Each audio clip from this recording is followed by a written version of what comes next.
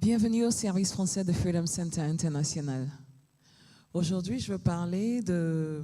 le titre que j'ai donné à mon message, c'est « Ne reste pas dans le passé, ton futur est plus glorieux ». Il y a beaucoup qui vivent encore dans le passé et ils ignorent ce que le futur ou l'avenir a à leur offrir. Et j'ai tiré mon message du livre de Nombres, les Nombres 11, 4 à 15. Nombres 11, 4 à 15, je lis. Le ramassis de gens qui se trouvaient au milieu d'Israël éprouvaient des débris, des désirs. Les Israélites eux-mêmes commencèrent à pleurer et dire « Qui nous donnera de la viande à manger ?» Nous nous souvenons des poissons que nous mangions en Égypte et qui ne nous coûtaient rien. Les concombres, des melons, des poivrons, des oignons et des gousses d'ail. Maintenant, notre gosier est desséché. Plus rien. Nos yeux ne voient que de la manne. La manne avait la forme de la graine de coriandre et l'apparence de bnelium. Le peuple se dispersait pour la ramasser et il broyait avec la mule, avec des meules, où il pliait dans un mortier, puis il les cuisait au pot et en faisait des gâteaux. Elle avait le goût d'un gâteau à l'huile. Quand la rosée descendait la nuit sur le camp, la manne y descendait aussi.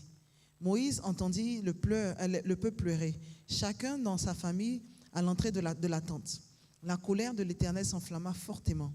Moïse en fut attristé. Il dit à l'Éternel, « Pourquoi fais-tu du mal à ton serviteur? Et pourquoi n'ai-je pas trouvé grâce à tes yeux, au point où tu m'imposes la charge de ce peuple? Est-ce que c'est moi qui suis le père de ce peuple? Est-ce moi qui l'ai mis au monde pour que tu me dises, porte-le contre toi comme une nourrice porte un enfant, jusqu'au pays que tu as juré à ses ancêtres de lui donner? Où prendrai-je de la viande pour donner à ce peuple? En effet, ils viennent pleurer près de moi en disant, donne-nous de la viande à manger. Je ne peux pas. Je ne peux pas, à moi tout seul, porter tout ce peuple, car il est trop lourd pour moi.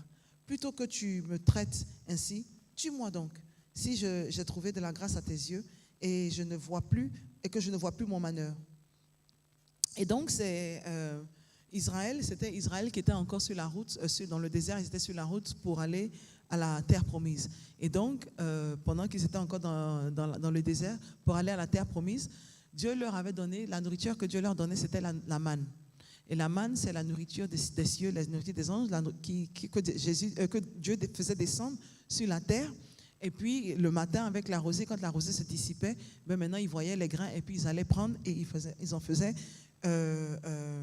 une nourriture avec. Mais il y a la population d'Israël, ils ont eu ce désir-là, ils se sont rappelés de ce qu'ils mangeaient en Égypte, ils ont eu ce désir et ils ont commencé à pleurer, à commencer à se plaindre pour demander, donne-nous de la viande. Et ce désir-là, je suppose que ce désir-là ne venait pas de Dieu. Ce désir-là ne venait pas de Dieu parce que c'est lui qui leur donnait la manne. Et celui qui leur a donné ce désir de viande, je suppose que ce désir-là venait de l'ennemi parce qu'il sait très bien que là où ils sont, il n'y a pas de viande. Et donc, il leur a fait, ils avaient ce désir-là. Et pendant que Dieu leur donnait la nourriture des cieux, eux, ils se mortifiaient parce qu'ils se mortifiaient sur ce qu'ils mangeaient dans le passé, ce qu'ils mangeaient en Égypte. Et donc, il dit nous nous souvenons des poissons que nous mangions en Égypte, qui ne nous coûtaient rien. Et nous nous souvenons des poissons que nous mangions en Égypte qui ne nous coûtaient rien. Des concombres, des melons, des poivrons, des oignons et des gousses d'ail. Et maintenant, notre gosier est desséché. Plus rien. Nos yeux ne voient que de la manne. Et donc, ils se plaignent, ils regardent et se disent, mais avant, on mangeait de la viande, du poisson, on mangeait à notre faim, on mangeait bien. Et puis là, maintenant, ce qu'on mange, c'est de la manne, ils en ont marre. Et souvent aussi, c'est que on n'apprécie pas le miracle que Dieu fait dans nos vies. Souvent, on minimise les miracles que Dieu fait dans nos vies. On n'apprécie pas ce que Dieu fait dans nos vies. Parce que quand tu regardes, la manne, c'est un miracle. La nourriture qui descend du ciel et puis sur la terre, pour que les humains s'en nourrissent, c'est un miracle en lui-même, c'est un miracle. Et ils ont minimisé ce miracle que Dieu a fait. Ils regardent et disent, mais à chaque fois on mange de la manne, on en a marre, là. Donne-nous de la viande. Avant on mangeait de la viande, du poisson, et là maintenant tu nous donnes de la manne. Qu'est-ce que c'est la manne? Donne-nous quelque chose d'autre. Et donc ils se plaignaient. Ils ne voulaient pas, ils trouvaient que la manne était vraiment, ils n'en pouvaient plus, il y en avait marre. Ce miracle que tu nous donnes à chaque fois là, il y en a marre. Garde ton miracle, nous ce qu'on veut maintenant c'est de la viande. En général, en fait, c'est ce qu'ils lui disent. J'en ai marre, tu nous donnes ce miracle, toujours ce miracle, là, on en a marre, tu nous nourris toujours de ça. Écoute, on en a marre, donne-nous quelque chose à manger, donne-nous de la viande, comme on mangeait quand on était en Égypte. Alors que c'était en Égypte, là, ils étaient là-bas et eux ici, ils ont pleuré parce qu'on les maltraitait tellement pour que Dieu leur vienne en aide. Et maintenant, Dieu leur vient en aide, les fait sortir pour les envoyer dans un endroit meilleur, mais eux, ils ne se focalisent pas dessus. Eux, ce qu'ils regardent, c'est je dirais la procédure ou le trajet, la difficulté qu'ils rencontrent parce qu'ils n'ont pas la douceur, ou même pas la douceur, parce que si c'était doux, ils allaient rester où ils étaient, mais ils n'ont pas ce qu'ils mangeaient et du coup, ils ont oublié la douleur qu'ils avaient subie et du coup, ils trouvent que c'était mieux quand ils étaient en Égypte. Et je me rappelle qu'il y a le pasteur qui nous avait donné une histoire où il disait il regardait un documentaire et c'était quelqu'un qui avait grimpé une montagne. Et il avait grimpé la montagne, il est arrivé au sommet de cette montagne. Et quand il est arrivé au sommet de la montagne, c'était tôt le matin, ils sont arrivés je ne sais pas à quelle heure pour pouvoir être là au lever du jour. Et quand il dit, je ne sais pas c'est dans quel pays, c'est un pays asiatique il me semble, et quand tu arrives en haut là, il dit le paysage était magnifique. C'était vraiment incroyable. Le lever du soleil, en fait, tu voyais tout et c'était vraiment magnifique. Et puis maintenant, il tourne la tête et il voit une autre montagne qui est, je ne sais pas à combien de kilomètres de là où il se trouve, je sais pas, dans un autre pays ou dans un autre coin. Et il demande au guide, comment est-ce qu'il peut faire pour arriver, pour pouvoir monter sur cette montagne-là? Comment est-ce qu'il peut faire pour pouvoir grimper? Où est-ce que ça se trouve? C'est quel pays? Et donc, le guide qui lui dit, arrête qu'on appelle ça. Il ne faut pas te focaliser sur ça là d'abord. Reste, apprécie ce que tu as maintenant. Reste là et apprécie le paysage que tu vois, apprécie ce que tu vois. Parce que tu risques de rater le lever du soleil, tout ce que tu regardes là, tu risques de rater, tu ne vas pas pouvoir apprécier cette expérience-là parce que tu es focalisé sur quelque chose d'autre. Et c'est de la même manière, Israël, ils regardaient, ils voyaient la manne, ils se disent, mais toujours la manne. Et ils ne voyaient pas que c'était un miracle que Dieu leur avait fait. Parce qu'ils auraient pu mourir de faim, mais Dieu leur a donné la manne. Mais ils ne voyaient pas que c'était un miracle que Dieu leur avait fait. Ils n'appréciaient pas le miracle que Dieu leur avait fait, mais eux, leur tête était sur ce que eux, ils avaient laissé auparavant. Comment est-ce qu'ils mangeaient? Comment est-ce que ils n'ont pas pu... ils n'arrivent plus à manger le poisson, la viande, les oignons, l'ail et les poivrons et tout ça. Ils disent, bon, on n'arrive plus à avoir tout ça et tout. Donc, vraiment, on n'apprécie pas le miracle que tu nous donnes parce qu'on n'arrive plus à avoir ce qu'on avait avant. Alors que c'est eux qui pleuraient pour pouvoir aller à c'est eux qui pleuraient pour que Dieu puisse les enlever de la situation dans laquelle ils se trouvaient. Là où ils mangeaient la viande, le poisson et tout ça, ils se trouvaient là et Dieu leur a dit, ok, pas de problème, j'ai entendu vos pleurs, je vais vous envoyer dans un pays meilleur. Là où tout le ruisselle de lait et de miel, un pays qui ruisselle de lait et de miel. Un pays où vous aurez la paix, où vous aurez tout ce que vous voulez parce que la terre est fertile. Et donc, je vais vous envoyer dans ce pays-là. Et donc, ils sont sur le trajet pour un futur meilleur. Mais avant d'arriver sur ce trajet-là, avant d'arriver sur le futur meilleur, ils se focalisent encore sur leur passé. Ils se focalisent encore sur ce qui s'est passé auparavant. Ils se focalisent, leur tête est sur ce qu'ils avaient auparavant, ce qu'ils avaient laissé. Et c'est comme, par exemple, on peut prendre l'exemple d'un homme, par exemple, ou un homme ou une femme, disant, tu as un conjoint, ton conjoint ou ta femme ou ton mari, qui, disons, il était dans une relation avant de te connaître. Et maintenant, il a laissé cette relation, ça n'a pas marché pour des raisons, et il se met maintenant avec toi, vous vous mariez, Et puis, il n'arrête pas de te dire, ah mais avant, hein, la femme que j'avais ou celle avec qui j'étais avant, elle était bien, elle faisait ceci, elle faisait cela. Ou alors quand il te demande de faire quelque chose où il n'arrive pas, où il veut quelque chose qu'il n'arrive pas à avoir, à obtenir de toi, et ça commence à l'énerver, puis il te dit, en tout cas, si c'était l'autre là, elle allait faire ça, elle allait faire A, B, C pour moi. Si c'était elle, elle allait faire A, B, C. Elle allait, dès que j'allais demander même, elle allait me donner. En tout cas, elle était merveilleuse. Tu n'arrêtes pas de... Imagine, tu es dans cette relation et puis le conjoint n'arrête pas de te parler de sa relation passée. Il n'arrête pas de te donner, de chanter les prodiges de sa relation passée. Il n'arrête pas de chanter, de te dire comment est-ce que c'était bien ce qui était dans le passé. Alors que si c'était bien, pourquoi est-ce que tu as laissé et puis tu es venu te mettre avec moi? Pourquoi est-ce que tu as demandé à être avec moi? Pourquoi est-ce que tu as accepté d'être avec moi si ce que tu avais avant était aussi bien? Pourquoi est-ce que tu as accepté ça? Mais il a...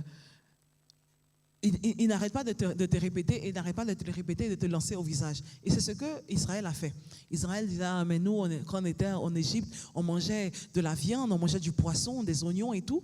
On avait tout ça, mais pourquoi est-ce que maintenant tu veux nous laisser, tu veux nous faire partie, pourquoi est-ce que maintenant tu nous donnes de la manne avec ton miracle que tu nous donnes là, vraiment ça ne nous convient pas. Vraiment, le miracle que tu nous donnes ne nous convient pas. Et... beaucoup d'entre nous sont encore restés dans le passé. Beaucoup d'entre nous sont restés dans le passé. Souvent, on a du mal à avancer parce qu'on s'attache, on est accroché au passé. On a du mal à laisser le passé pour pouvoir aller dans le futur. Parce que le futur que Dieu a pour nous, il est merveilleux. Le futur que Dieu a pour nous, les plans, parce qu'il dit les plans que j'ai pour vous sont des plans pour vous prospérer. Ce ne sont pas des plans pour nous détruire, mais pour nous prospérer. Mais si tu n'arrêtes pas, tu es attaché, tu as du mal à laisser le passé, il te sera difficile de pouvoir accéder au futur. Et donc, ils étaient prêts, ils se sont plaints. À la fin, la plupart d'entre eux n'ont pas pu rentrer dans le royaume, à la terre promise. Pourquoi? Parce qu'ils n'avaient pas pu laisser passer le futur. Parce que quand aussi la difficulté s'est présentée, ils étaient prêts à faire demi-tour pour aller en Égypte avant de rentrer dans la terre promise. Ils ont dit non, si ce n'est pas pour nous aller mourir quand on est sorti de l'Égypte, c'est mieux, on va retourner être esclaves. Et donc, ils ont décidé de faire demi-tour parce que leur tête était toujours sur le passé. Ils étaient toujours accrochés à ce passé-là. Ils avaient du mal à laisser ce passé, ce qui a fait qu'ils n'arrivaient pas à pouvoir... ils n'ont pas pu arriver au futur glorieux que Dieu avait pour eux. Et ce sont leurs enfants qui ont pu rentrer dans la terre promise. Quand tu regardes aussi la femme de Lot, quand ils sont partis, Dieu a dit, quand vous partez, l'ange leur a dit, ne regardez pas en arrière, allez-y. Laissez le passé avec le passé et allez-y, focalisez-vous sur le futur, focalisez-vous sur ce qui est devant vous. Ne vous focalisez pas sur ce qui est en arrière. Mais pourtant, la femme de Lot, quand elle partait, elle a tourné la tête et quand elle a regardé derrière, elle s'est transformée, elle a été échangée en un pilier de sel. Et donc, c'est pour dire quoi? Pour dire que si tu restes toujours dans le passé, si tu as du mal à laisser passer le passé, il te sera difficile de pouvoir avancer. C'est comme par exemple, il y a, quelqu'un qui a eu une mauvaise expérience, je dirais quelqu'un qui a eu une mauvaise expérience, qui a dit, tu sais quoi, je me suis mariée, et tu t'es mariée avec la mauvaise personne, ça n'a pas marché, vraiment, les choses se sont passées au vinaigre, je dirais, vraiment c'était comme un volcan dans ta relation. Et puis vraiment, ça t'a laissé un goût vraiment amer dans la bouche et vraiment, tu n'es pas prêt à le faire. Et puis Dieu maintenant t'envoie quelqu'un qui est vraiment bien, quelqu'un qui va te permettre de t'épanouir, quelqu'un qui va faire du bien, qui va... En tout cas, quand tu regardes, tu sais que la personne, quand tu regardes la personne n'a pas... n'est pas malicieuse. La personne n'a pas... Quand tu regardes, tu sais que la personne est bien. Tu sens que la personne est bien. Tu sais que la personne va te faire du bien. Mais... parce que tu as eu du mal dans la relation du passé, te dis, ah oui, c'est comme ça que l'autre relation elle a commencé, et puis après maintenant, voici comment ça tournait au vinaigre. Et parce que tu as du mal à laisser ce passé-là, tu n'arrives pas à pouvoir profiter du futur, le futur qui est glorieux, le futur qui est meilleur. Et donc tu es accroché au passé et tu as du mal à avoir ce futur qui est glorieux. Ou alors... ceux qui vont dire, par exemple, mais oui, moi, qu'on appelle ça, tu avais décidé d'avoir des enfants, tu voulais avoir des enfants, tu as eu une première grossesse, et puis à la fin, tu n'as pas pu avoir, l'enfant est mort avant le terme. La grossesse n'a pas pu tenir jusqu'à terme. Et puis, ça t'a fait tellement mal et tu as eu tellement de souffrance, tu as eu tellement de douleur que tu as décidé, tu sais quoi, non. J'ai décidé que vraiment, je ne veux plus me mettre dans cette histoire-là parce que ça fait tellement mal de perdre le bébé que je préfère ne pas me lancer dedans. Alors que le futur, il est glorieux. Tu vas pouvoir avoir autant d'enfants que tu désires, mais parce que tu as eu une mauvaise expérience, tu décides de ne pas te lancer dedans. Ou il y en a qui disent, ah mais vraiment, ça fait tellement mal quand tu perds un enfant que j'ai vraiment pas envie de me lancer dedans parce que j'ai eu cette expérience de perdre un enfant et donc je préfère ne pas me lancer dedans parce que je ne peux pas revivre cette douleur-là encore. Qu'est-ce qui te dit que cet enfant-là va mourir avant toi? Parce que tu es encore accroché au passé, tu as du mal à avancer. Ou alors tu vas te dire, ah mais vraiment, je me suis lancé dans un business avec telle personne et puis ça tournait au vinaigre, ça m'a laissé vraiment un goût amer dans la bouche. Et donc, à cause de ça, je ne peux pas laisser ce passé-là et donc je préfère je préfère ne pas me lancer dans plus d'autres business, je vais rester où je suis et puis je vais, si je dois par exemple travailler pour quelqu'un alors que tu es supposé avoir ton propre business, tu as plein d'idées, tu as plein de bonnes idées, tu as plein de choses que tu peux accomplir, mais parce que tu as eu une mauvaise expérience, tu as décidé, non, je préfère ne pas me lancer dedans. Et il y en a aussi qui, ils ont eu de belles expériences, des expériences formidables dans le passé. Et puis, pour des raisons quelconques, ils ne sont plus dans... c'est resté dans le passé et ils vivent toujours dans le passé. Ah, moi, quand j'étais dans le passé, tu ne sais pas, hein, dans le passé, moi, comment ils disent, dans les anciens temps avant, oh, voici ce que je faisais, j'ai accompli ci, j'accomplissais ça, j'étais comme ci, j'étais comme cela. C'est parce que vous me voyez comme ça aujourd'hui que vous me voyez comme ça, mais ce n'est pas comme ça que j'étais avant. Hein. Avant, j'étais comme ceci, j'étais comme cela, j'étais comme ça, j'étais comme cela. C'est parce que quelque chose s'est passé que je suis devenue comme ça. Au lieu de chercher à voir comment est-ce que tu peux te développer, chercher à voir comment est-ce que tu peux... changer, c'est parce que tu n'aimes pas. Je suppose que si la situation dans laquelle tu te trouvais était aussi glorieuse ou te convenait, tu n'allais pas dire vous me voyez comme ça, c'est pas comme ça que j'étais. Si tu le fais, si tu donnes une excuse, c'est parce que là où tu es ne te plaît pas. Et donc, puisque là où tu es ne te plaît pas, cherche maintenant à pouvoir avancer, cherche à pouvoir transformer la situation dans laquelle tu te trouves. Mais il y en a qui s'accrochent sur le passé, tu te dis, ah non, mais de toute manière, vous allez dire ce que vous voulez, mais ce qui est sur moi, avant, voici ce que j'ai accompli. Mais tu ne cherches pas à accomplir encore plus. Il y a beaucoup plus. Il dit, les plans que j'ai pour vous sont des plans pour vous prospérer, pas pour vous détruire. Et donc, les plans qu'il a pour vous pour le futur sont des plans pour prospérer, pas pour nous détruire. Mais si tu n'arrêtes pas, tu t'accroches au passé, tu as du mal à laisser le passé, il te sera difficile pour toi de pouvoir atteindre ce futur qu'il a pour toi. Il te sera vraiment difficile de pouvoir avancer. Et si par exemple tu vas dire, ah mais cette personne m'a fait du mal, j'ai du mal à lui pardonner, donc je vais rester là, je décide de ne pas pardonner, je décide de rester là. Et tant que tu restes là, parce que tu te dis que si je lui pardonne, ben la personne aussi, elle va pouvoir évoluer, elle va pouvoir s'épanouir. Je veux que la personne sache que la personne m'a fait du mal. Je veux que la personne ressente ça tous les jours que la personne me voit. Je vais lui faire sentir que la personne m'a fait du mal. Et donc, pendant que tu fais ça, pendant que tu ne veux pas que la personne puisse évoluer, toi aussi, tu n'évolues pas. Ta vie est là et tu es accroché au passé. C'est important pour toi de pouvoir pardonner, de pouvoir avancer.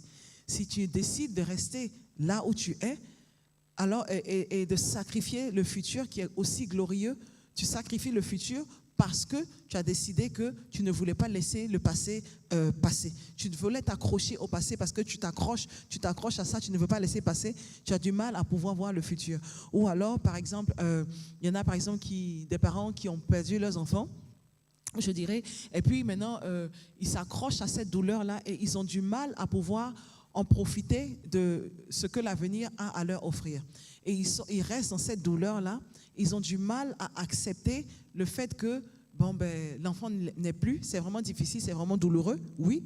Mais ils ont du mal à pouvoir avancer. Ils ont du mal à se faire une raison. Et donc, ils restent dans le passé, ils se revivent et c'est comme si le futur n'existe plus. Ou alors, tu vas voir qu'ils avaient, quand on le regardait, ils avaient un futur qui est vraiment prominent. Un futur, quand on regardait, on voyait qu'ils étaient vraiment sur une bonne trajectoire. Et puis, il y a un incident qui s'est passé et ils se sont assis dessus, puis ils regardent et disent non. Ils ont du mal à laisser passer cette douleur-là.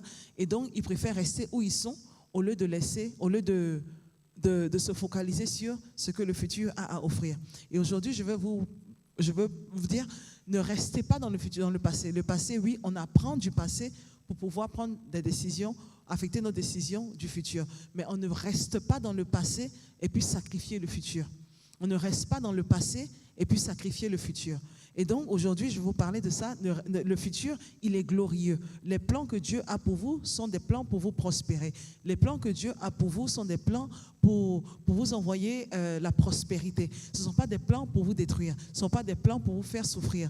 Et donc, puisque ce sont des plans qui sont dans le futur, il est glorieux. Et donc, ne reste pas dans le passé, ne te focalise pas sur les expériences amères que tu as eues, ou par exemple, te dis, ah, mais avant, c'était vraiment glorieux, là où je suis maintenant, c'est bof, bon, ben, c'est ça, hein, c'est fini, je vais rester là et je vais me focaliser sur, me satisfaire sur la gloire du passé, au lieu de chercher à pouvoir avancer.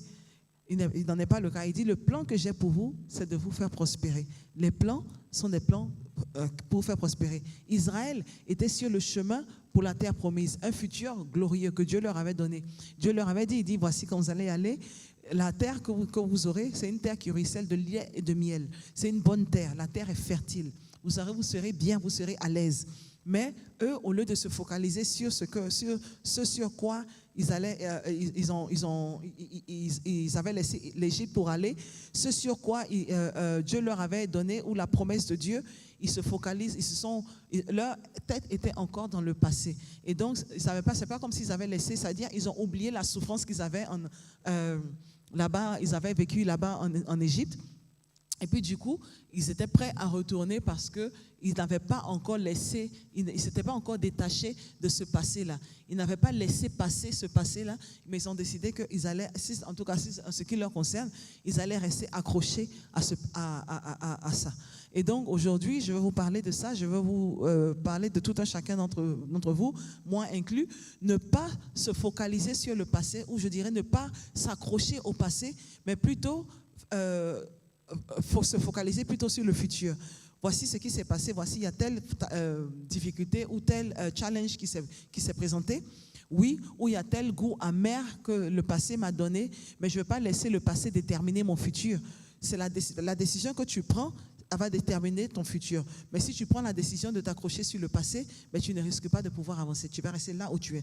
Mais, ou si tu te dis, ah, mais mes parents ne sont pas occupés de moi et tout ça, mais si mes parents m'avaient fait A, B, C pour moi, peut-être qu'aujourd'hui ma situation allait être différente, mais parce qu'ils ne l'ont pas fait, mais voilà, c'est ce que ma vie est, donc je reste dedans. Au lieu de chercher à voir comment est-ce que tu peux faire pour te développer. Il y a plein de gens qui ont eu leurs parents qui ne se sont pas occupés d'eux. Tant au moins même tu as eu des parents, il y en a où leurs parents sont morts, ils sont orphelins de père et de mère, il y en a, on les a jetés dans la poubelle, et puis il y a quelqu'un qui les a ramassés, qui les a envoyés à l'orphelinat. Il y a plein de choses. Mais tu ne vas pas t'asseoir pour te dire, ah, mais parce que tant ABC s'est passé sur moi, et donc j'ai décidé que voilà, je ne vais plus avancer, bon, ben c'est mon sort qui est là, et donc je reste où je suis. Non, il dit cherche, avance, le futur, avance. Ne reste pas là où tu es, ne cherche pas à retourner dans le futur, rester dans le futur. Tu vas fouiller pour trouver des raisons pour justifier la situation dans laquelle tu te trouves, pour justifier que tu as le droit de rester là où tu es. Non, il dit avance. Quand il a fait sortir de l'Égypte, c'était pour pouvoir avoir accès à la terre promise. Ne reste pas là où tu es et ne minimise pas les miracles que Dieu fait dans ta vie. Tu vas dire que ce sont des petits miracles. Le fait, par exemple, d'être en vie aujourd'hui, c'est un miracle en lui-même. Le fait de pouvoir avoir la santé, c'est un miracle en lui-même. Quand tu te lèves et puis tu as des douleurs assis par là, c'est là que tu apprécies le fait que la santé est importante. Et donc, le fait de pouvoir être en bonne santé, c'est un miracle en lui-même. Le fait de pouvoir te réveiller, c'est un miracle en lui-même, parce qu'il y a beaucoup qui sont allés au lit hier et qui n'ont pas pu se réveiller aujourd'hui. Et donc, ne te focalise pas sur les douleurs ou ce que la vie t'a donné amer dans le passé, mais plutôt focalise-toi sur le futur et apprécie le chemin, apprécie le trajet, apprécie l'expérience. C'est-à-dire les miracles que tu fais dans ta vie aujourd'hui, par exemple, ou par exemple, il y a quelqu'un qui t'a fait quelque chose de bien, apprécie ça. Apprécie tout ce que Dieu te donne sur le trajet avant d'arriver à ta terre promise. Apprécie ça. Mais si tu restes et puis tu ne fais que te plaindre et te dire, ah, mais avant, là, dans le passé, voici ce que j'avais, et là, je suis dans cette situation-là, à quoi ça me sert? ben, tu ne risques pas de pouvoir avoir accès à ta terre promise parce que la décision que tu prends aujourd'hui va déterminer où tu seras demain. Là où tu es aujourd'hui, c'est le résultat des décisions que tu avais prises dans le passé. Et donc, aujourd'hui, où tu es, prends des décisions qui vont permettre de pouvoir te donner un futur que tu désires. Le futur que tu désires. Ne t'assois pas là et te morfondre et te plaindre et justifier la raison pour laquelle tout ne peut pas aller bien pour toi. Mais plutôt cherche un moyen de pouvoir avancer. Quand tu regardes, il y en a que j'avais vu quelqu'un qui, quand il était petit, bébé, je crois, il avait eu un problème avec, je ne sais pas quelle maladie, et ils ont dû amputer ses deux pieds et ses mains même. Il a juste 2 doigts et puis un doigt. Il a 2 doigts sur une main et un doigt sur l'autre. Il est vraiment mal formé.